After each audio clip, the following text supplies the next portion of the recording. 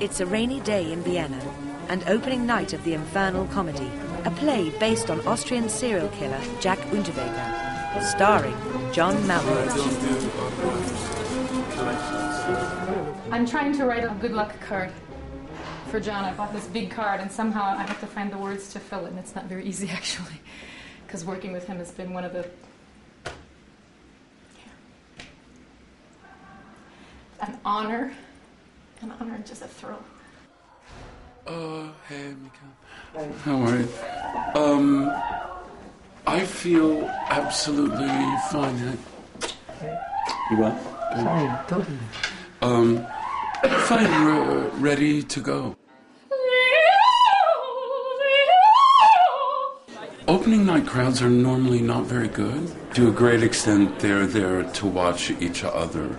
But after, I have no idea how many opening nights I've had, but quite a few. You get inured to it. I wonder if there was a way I could get some hot water with lemon.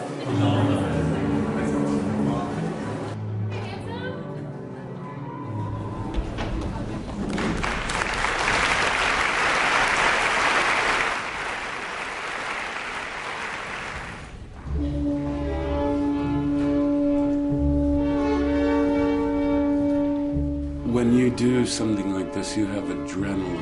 Nerves are more, can I do this? Adrenaline is more, can I do it well? I try to empty my head out, really. I try not to think. Go on, have fun, see what happens. Be free, be open to your impulses and trust them, and your instincts, even if they're wrong. If your instincts are blocked, it'll never really be that good.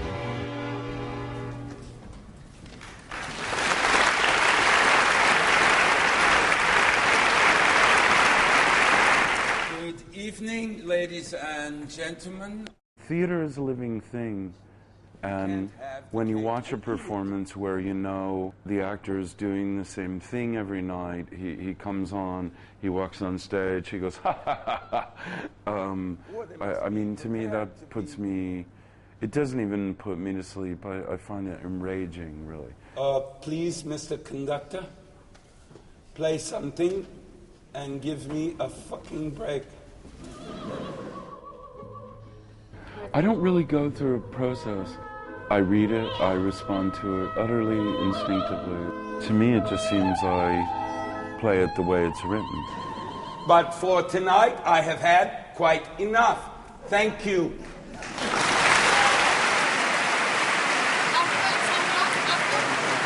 I think it went well.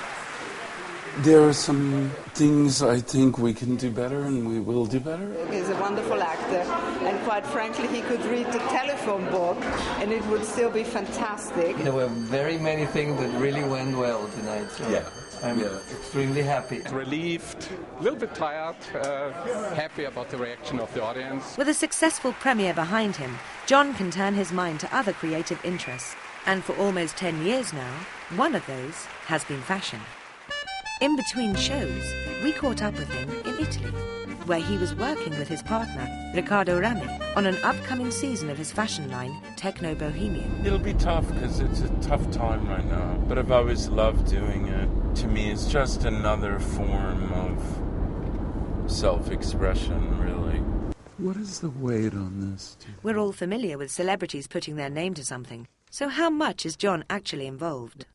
I design everything, do all the sketches and choose all the fabric and everything. Have you had any training, or is it just... No, but I don't have training in anything, so... no, I'm not trainable, Rosie, so... Ciao, ciao, ciao, ciao. Without any training, John has to learn by watching. He clearly feels energized by the factory environment. She cuts a lot straighter than I do. Yes. I've been trying since kindergarten. At the factory, the clothes start to become a reality. As the team busily finger their way through a large number of suspiciously similar-looking jackets in search of suitable prototypes. John, feel that. Anyway, so change the shape, but if it's too much constructed, No, or it's okay? No, I just think it's a little elevated. Yes. Ma è perché Mauro è fatto bene. The Italian banter scene is not what one typically associates with fashion types. So how does John feel about being a part of the fashion world?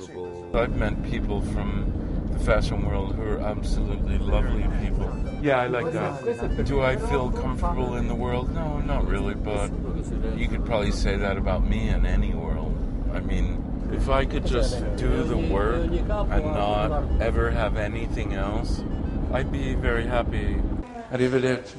One thing that certainly makes John happy is choosing fabrics. For that, he comes to Paris. Weirdly, it's John's idea of heaven. I'm a little bit of a fabric lunatic, so I could wander around this place for years. Although the queue jumping in the lines tests his patience a little. It's very much a young generation thing to get in the front of the line. I don't get it. And they're absolutely shameless. But nonetheless, the fabrics are putting John in a jolly good mood. Yeah, I just want to point out, you guys, don't eat this stuff, okay? Well, each to their own. This is a velvet, silk velvet. I actually have drawings I do of ties. I was very honored to serve you, and I hope Fantastic. we can do a little something Yeah. together. Fantastic, I would love it. We'll make the prototypes, then I'll come to Italy when I've finished this film, and then all the samples should be ready for January. Well, January has now arrived and the clothes are in their final stages in the factory in Italy, due to hit stores in the coming weeks. Back at the time of filming this documentary, however, John's road trip was about to reach its final destination in Spain, where adapting to the outdoor venue brings a whole new set of challenges. Well, man, if there's this kind of wind, it's going to be tough. That's coming up.